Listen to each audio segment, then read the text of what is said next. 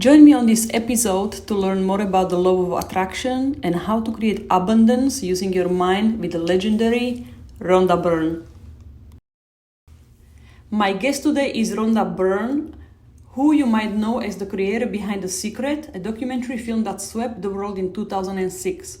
Rhonda was born in Australia and began her career as a radio producer before moving into television production. In 2006, her work took a very different direction when she released The Secret documentary film viewed by millions across the planet. This film changed millions of lives. In 2007, Rhonda's book The Secret was released, which was translated into 50 languages and remains one of the longest running bestsellers of this country, selling over 35 million copies. Following its release in November 2006, The Secret sat at the top of the New York Times bestseller list for over 200 weeks and was named by the US Today as one of the top 20 best-selling books of the past 15 years. Rhonda is also the best-selling author of The Power, The Magic, Hero, and her latest book, The Greatest Secret. Rhonda also served as a producer on the 220 movie, The Secret, Dare to Dream, based on her book, The Secret. The film stars Katie Holmes, Josh Lucas, and Jerry O'Connell. I was so excited to have Rhonda Byrne on the podcast, and it was fascinating to pick her brain about life, the universe, and the power of thought. I think you guys are going to get a lot out of this short interview, and I can't wait for you all to listen. Thank you. So firstly, thank you so much for your time. I really appreciate it, and congratulations to your new book, The Greatest Secret. Thank you. I have read the book and I have some questions, and also I prepared some questions from my fans who were really excited about this too. Okay, great. Yes. So let me ask you, what inspired you to write this book, The Greatest Secret? Or what is your intention? What would you like to leave? What kind of message for the people? Well, what inspired me it was really a similar situation to The Secret, because when I discovered The Secret, I looked around me, people I knew, people I see everywhere, and looked at the world, and I realized that very few people understood the power of their mind and the power of thought. And so what I wanted to do more than anything was to share what I had discovered with the world. And the moment I discovered it, I put it into practice in every area of my life, and my entire life changed. My health changed, my finances changed, my relationships changed, everything changed, because I had discovered that if I want my life to be fantastic, then to think about what I want instead of what I don't want. And so after discovering The Secret, it lit a flame inside of me to find more of the truth. And so I basically searched for the truth 7 days a week, every waking minute. And I was able to do it because it was my work. But even at weekends, nothing made me happier than to search. And so I just became this passionate seeker of the truth. And as I knew, if I had discovered something so incredible, a law that governs our mind and our life, then there must be more to discover. And so along the way, I discovered lots of things along the way that most people have no idea about. But each time I discovered something, I just felt it wasn't the truth that I was looking for, but I didn't even know what that truth was that I was looking for. And I honestly thought that it would be a never-ending search. I thought that you would just keep finding more of the truth and more of the truth, and that would be my life for the rest of my life. And I was very happy for it to be like that. But then in 2016, I had a similar situation to when I discovered The Secret, and I discovered something incredible. And the moment I discovered it, I knew it was the truth that I had been looking for, even though I didn't even know what I was looking for. And my search stopped instantly. May I ask you what happened? What was the moment when you kind of something clicked? I had a situation. I was selling my house, and this person came along and made an offer on my house and said they would buy my house, except they wanted to take it over in like a couple of weeks. Now that was massive because I had a mansion, a really big mansion, that if you looked at it, you would think, oh God, it'd take you 2 months to move out of here. And so, but I sort of worked with my personal assistant, with everyone around me, and I'm like, okay, we can do it. And then, so we were putting all of these plans into place, and then I got a call and she had changed her mind about moving to this area. And what happened was I felt this incredible disappointment inside my body. Now, I just couldn't understand why I felt that bad when I always felt that good. And I know everything happens for the best, absolutely happens for the best. And yet this disappointment was in my body and sort of in my chest. And so immediately it was late at night, and immediately I went to bed and I got my iPad and I thought, I need to watch something spiritual that's uplifting. And so I turned on Conscious TV and I saw there was an interview with an everyday person, not a teacher. And this person said they had discovered the truth. And so I watched the interview and I actually followed in that person's footsteps. They listened to a particular podcast. I listened to that podcast. Then I reached out. This person on Conscious TV is named David Bingham. He is in my book. And I reached out to him and asked if I could have a consultation with him. So a couple of days later, I spoke with him. But in those 2 days, I discovered the greatest discovery a human being can ever make. And it just, oh my God, it's everything. It's absolutely everything. And so I spoke with him, and so over those couple of days, I had the realization of who we are, and it's never left me. In fact, it's deepened. And as it's deepened, my life was amazing before. Now it's just magic.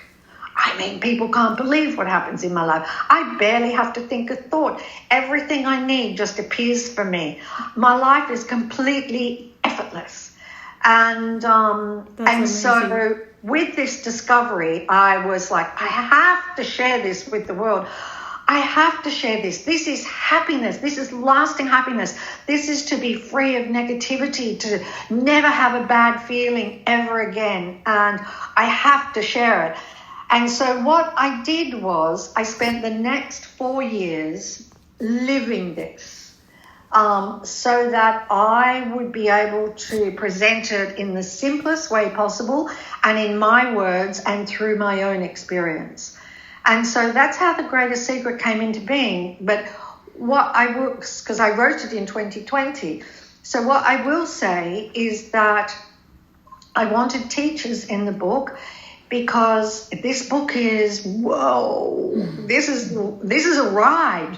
And I wanted there to be other people in the book, past and present, who were saying the same thing as what I was saying. So it wasn't just a lone voice. And so what I did, and that's why this book is so special to me, every teacher in the book was part of my journey from the secret to the greatest secret. Every single teacher, every one of those teachers changed my life in one way or another. And so it's very special to me. If I think about those teachers, I get tears in my eyes because I am so grateful to every single one of them because they all contributed to setting me free forever. For people I have lots of young audience also. And people oftenly ask me, like, they wouldn't, if you tell somebody you are not your mind, you are not your body, for people it can be a little bit confusing. If you can a little bit simplify this term, what would you say to them, or how would you explain this, how people can be aware? Well, it's really interesting because even the way that we talk about our mind and our body, inherently, we know it's not who we are. Because what do we say? We say, my body, my mind. We don't say, I body, I mind. So inherently we know the truth. We know that our body is just a vehicle. And in the book, and I think they're very, very, very important steps in The Greatest Secret, is I go through some steps with the body to taking a person step by step to prove that we are not the body. And then I take the same steps to prove we're not the mind. So, for example, one of the steps with the body is this, is you are, everybody listening, you are aware of your foot. You're aware of your foot. But your foot is not aware of you. Yeah. You are aware of your arms. But your arms are not aware of you. You're aware of your head, but your head is not aware of you. You're aware of your ears, but your ears are not aware of you. And so no part of your body is aware of you, but you are aware of every single part of your body. So how can you possibly be the body if none of the body is aware of you? You can't possibly be the body, You are having the experience of having a body, but you are not the body. The body is a fantastic vehicle, just like a car, for you to experience the material world, to experience planet Earth. It's like a car. It gets you around from here to A to B. And like a car, it just gradually gets older and breaks down and eventually ends. But you never end because you're not the body. And so then let me just quickly touch on the mind. But I feel in the book it's a little more thorough, but I will touch on the mind, why you are not the mind. So your mind is completely made of thought. Everybody's mind is made of thought. Nothing else, simply thought. So memory is thought. And pictures, images that we have are just thought in pictures, but it's all thought. So the voice that you hear in your head is thought, but that voice in your head is not who you are. And yet most people have probably all of their life thought that the voice in their head is who they are, but it's not who they are at all. And I'll show you why it's not who you are. So if you were your mind, that would mean that each time a thought comes and goes, a little bit of you would go with it. So then another thought comes, like this thought here. And if you were your mind, then a little bit of you would go with that thought. And then another little bit of you would go with that thought. But what instead happens? You are fully here, totally intact before a thought, and you are still totally intact after a thought. So how can you possibly be the mind? You can't be the mind because you're always here before thoughts and after thoughts. So your mind, again, is an incredible tool. It is a tool for you to create what you want in the world. That's its sole purpose and job. It's not your psychotherapist. It's not your psychiatrist. It's not your psychologist. It's no authority in the world because it is just made of thought. And thought actually doesn't know anything. So your mind is great to create what you want and to think about abundance and to think about plenty of health instead of giving all of your attention to some, virus that's floating through the world. But to think about health more than you do about the pandemic. And so the mind is a fantastic tool to create what you want, but equally it will create what you don't want if that is what you give your attention to. If you listen to the thoughts in your head about what you don't want and you believe those thoughts, that'll be your life. That's exactly what people will attract to their lives. Yeah, that will be your life. Mm-hmm. And yet you can change it.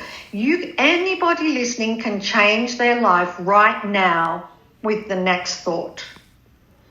And any thoughts that come into your head that are not about something you don't want, you just let them come and go and give them no attention whatsoever.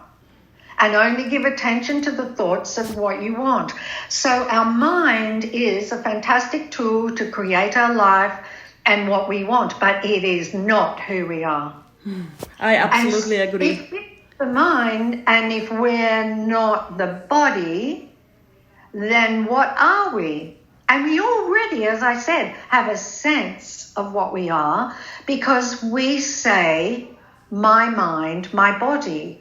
We don't say, we don't actually, when we refer to the body, we're saying my body. We're not even believing that it is who we are when we say that. So, but one of the things about the world is, and for all of us, and we're all in the same boat, we're all being conditioned, conditioned by society, our parents, teachers, or everybody, to believe that we are this separate body and this separate mind, and we're born and we will die. That's the story of the human being. That's what was delivered to us from the time we're really little. Mm-hmm. That's the fate. If you believe it, that's the fate that we're all in store of. But the thing about that story of the human being is it is not true. I agree. I heard very interesting thing and I wanted to ask you about this. So in one of the interviews, or I read it somewhere, you said that you don't get angry. And I think this is very fascinating because we have so many emotions and it's very hard sometimes to separate from it or just kind of like stay calm if anything happens. What would you say about this? Well, in The Greatest Secret, one of the most important practices in that book is a practice called welcoming. Mm-hmm. And to me, it's worth its weight in gold, that practice alone. Mm-hmm. So what I have done for the last 4 years is I have welcomed any negative emotions. So normally when we have a negative emotion, and we've been conditioned and trained ever since we were children to suppress negative emotions. Mm-hmm. So because they don't feel good, because they feel awful, right, we just push them away. But we actually never push them away. We push them down into our body. And all negative emotions suppressed in our body eventually will create disease and harm the body. So we don't want them there. And except we've done it all of our life. We've got into the habit. We've got hurt and the hurt just feels so bad. We don't want to feel it.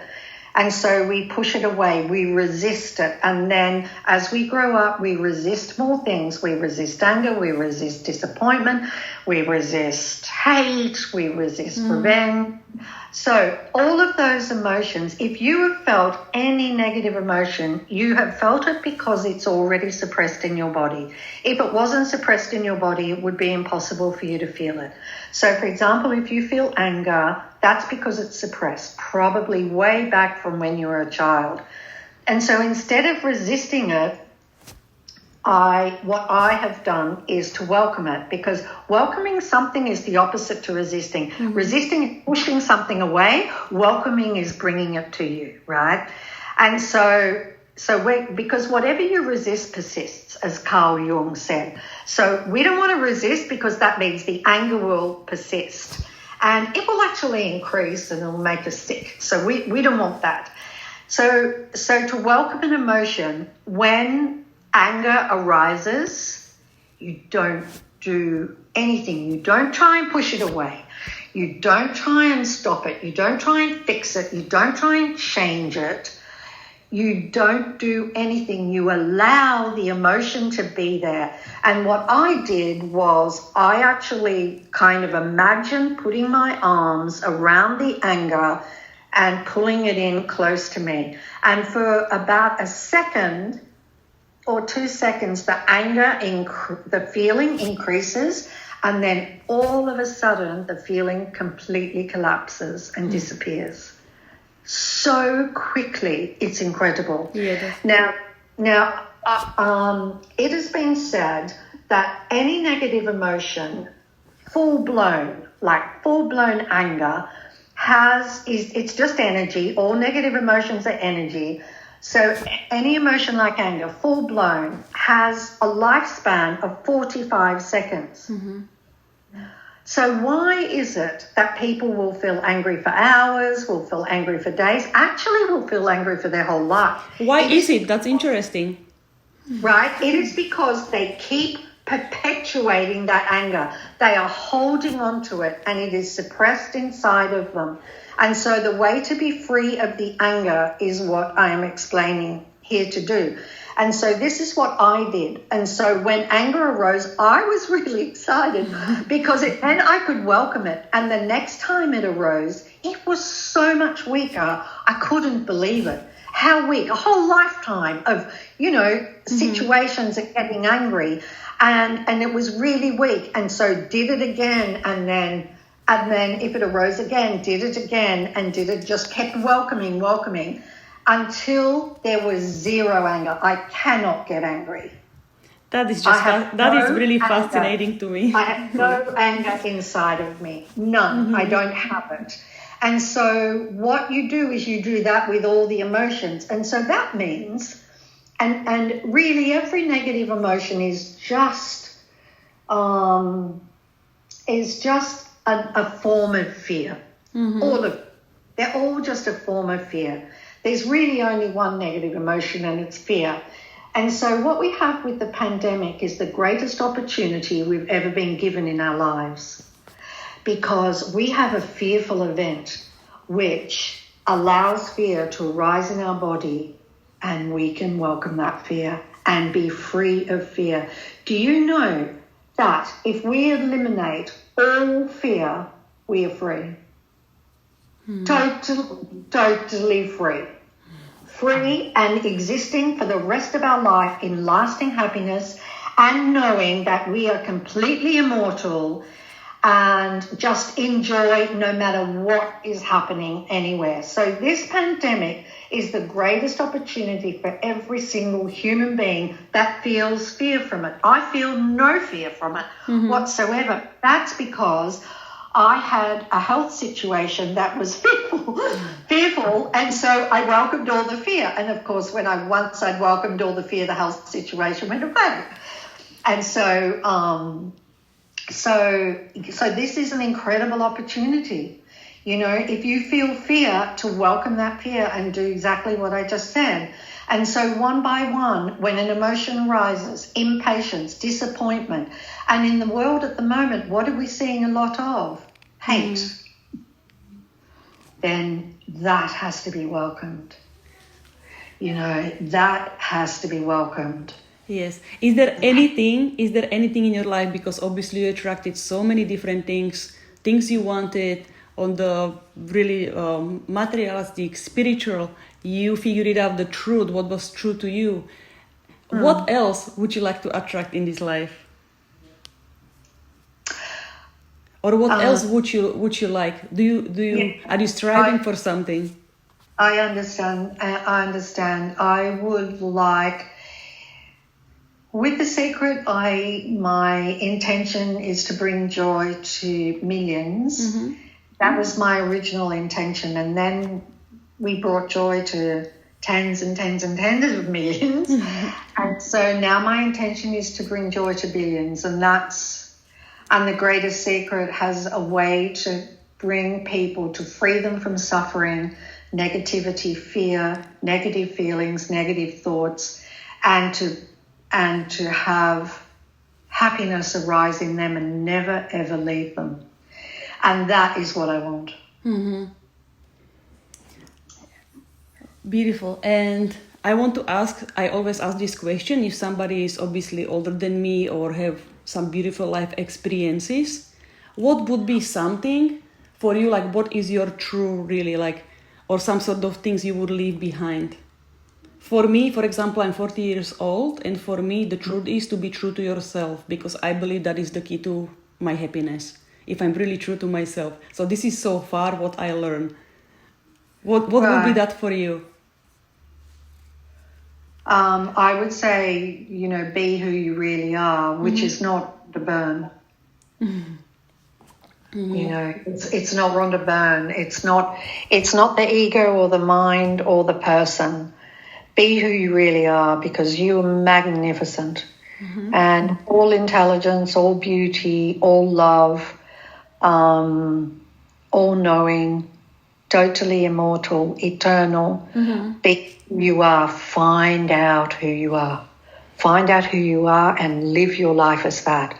And you will have a life that I cannot describe. What makes you the happiest at the moment in your life? Being who I am. That's wonderful. What it is. So you are in absolutely state of bliss, literally. Yeah, I mean, to wake up happy and to be happy. And, I've had, like in the last couple of years, there have been circumstances around my life. Mm-hmm. My daughter lost a baby full term, which is a heartbreaking event. Friends of mine have died.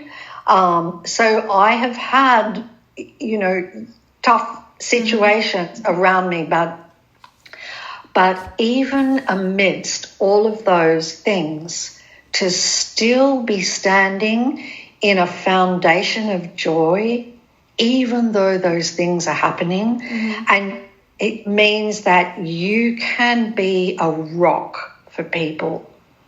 You can help people, and so it's probably hard for people to even imagine that to be in happiness and joy when the pandemic is on. But that is the way that I've been, is in happiness and joy. The pandemic is not a fearful event. Otherwise, everybody would be afraid. And I'm not afraid, and I know a lot of people who are not. Mm-hmm. So that pandemic is not the fearful event. The fear is inside of us already, and it's just coming out because of the pandemic. So I just think to find out who you are and to be who you are, and you will have a life, because you are not a person, you are not a Nirvana, we're not Rhonda, we're not a Tom or a Jack or a... we are not that. We're having the experience of being a person.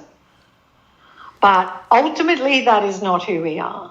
Ultimately, we're having experience, awesome experience. But a person is born and dies. And we never die.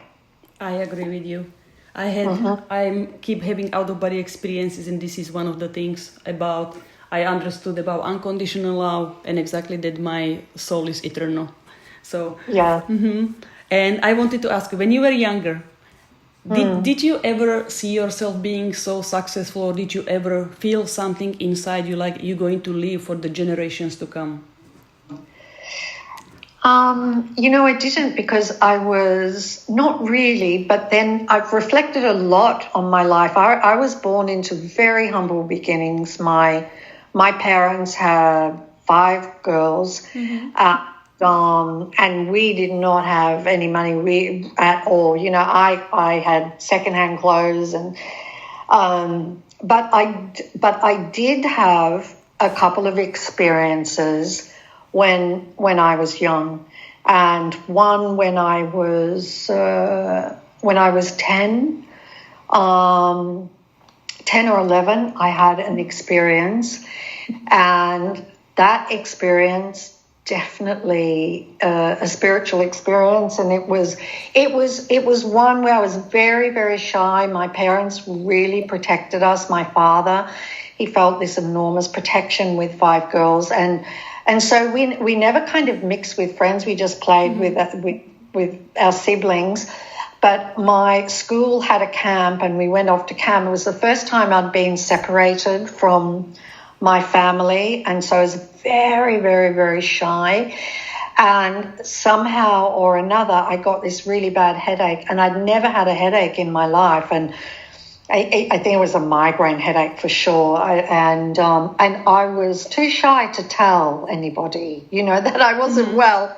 And so we were put in these huts and it was by the ocean, and I laid down and my head was just pounding. I felt so sick. And so I got up and everybody was asleep, and I walked out of the hut and there was this sort of cliff edge, and I stood on the cliff edge, and I mean, I'm 10, right? And I said, if there is a God, if there is a God, please make this headache go away. Mm-hmm. And the headache went away instantly, and I was filled with inconceivable bliss. And I stood on that cliff edge, truly in the presence of God is what I felt. And so that experience really changed me forever, because I knew there was much more to the world and to what we see than what we think there is.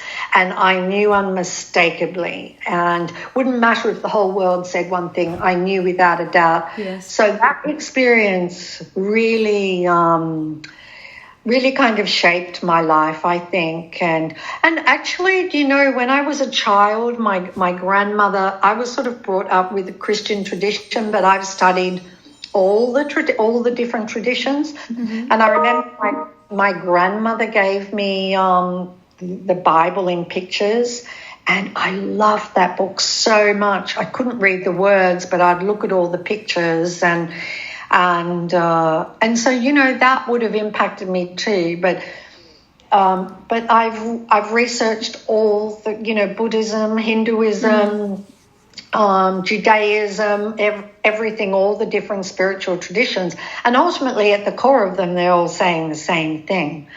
It's just that the language at the time is not very clear for us, today. And so that's why it's kind of necessary to write something more in today's language. So, yeah, so I did have experiences as a child, I guess. Yes, that's amazing.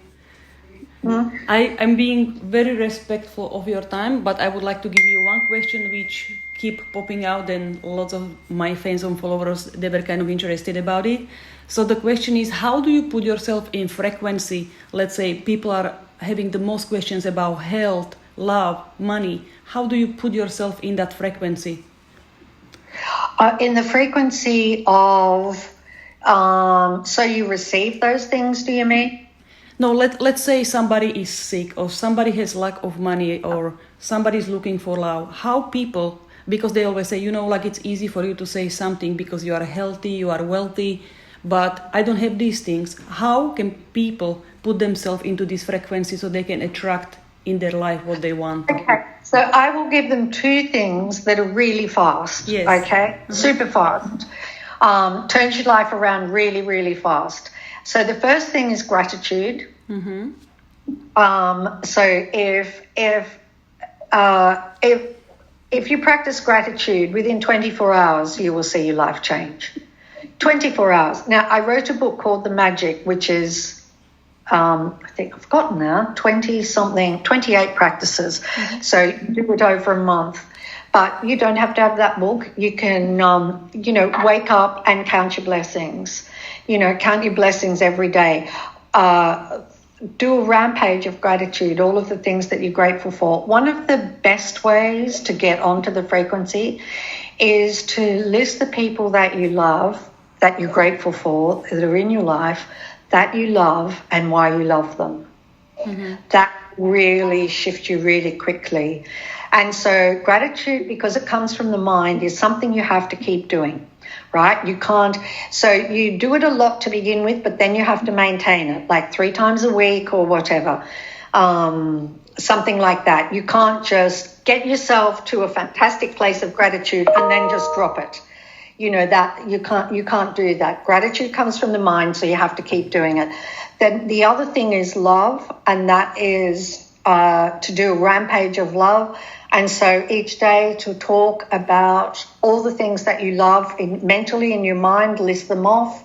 Everything that you love. I love the sun, and I love my sister, and I love my cell phone. It enables me to, be in touch with everybody. I love my computer, and I love, my bed, or, and list all of the things that you love. And you can do that as you're walking around, everywhere in your life, and just focus on all of the things that you love, because if you focus on all of the things that you're grateful for, then you will receive more things to be grateful for. If you focus on all of the things that you love, you will receive more things that you will love. It's that simple, it's really that simple. And so gratitude and love, basically what you're doing is you're using the mind to think about what you want.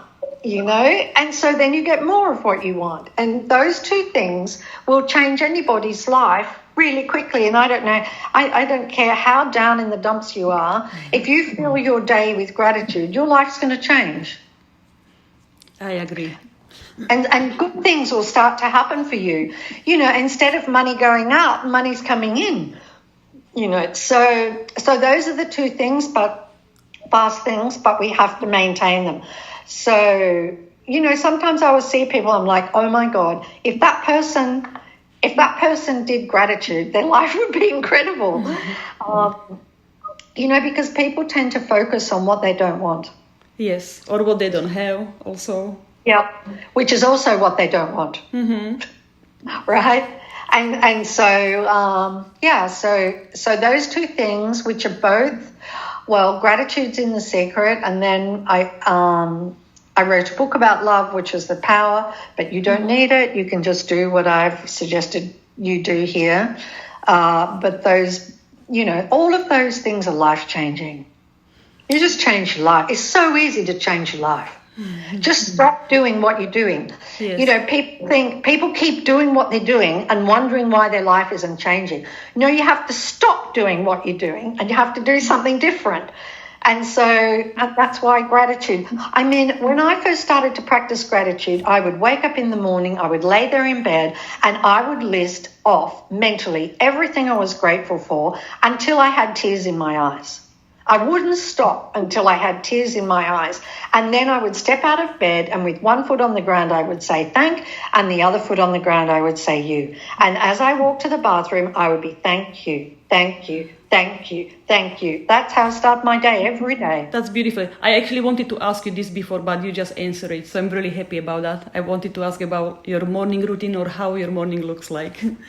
But yes, that's what I do. And I also do I'll also do intentions, what I want for the day. I'll do that the night before, or I'll do it on the day. The more powerful you get, you can do it 2 minutes before. You can do it a minute before. And then the more that you are living as who you are, you don't have to intend anymore, because the world is just falling at your feet. that is so beautiful, Rhonda. I want to thank you because I'm very respectful of your time. I know we only had 30 minutes and we had a little bit extra, which I'm very grateful for. I'm going to share all of your information with the viewers.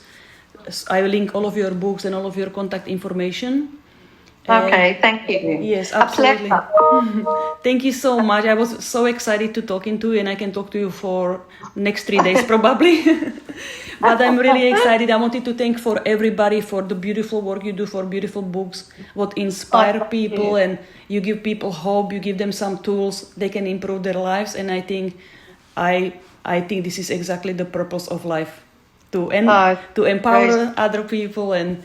Absolutely, it is. Mm-hmm. Absolutely. Yes. Yeah, that's the joy. I have read many of your books, and just now, obviously, again, I refreshed some of my memories. I went back to The Secret because I read it the first time, 2009. So just to refresh my memory a little bit. And it's really good to do that. That's really smart. That's really smart because it never stops. Like we read something, years ago. Exactly. But 24/7, it's never stopped.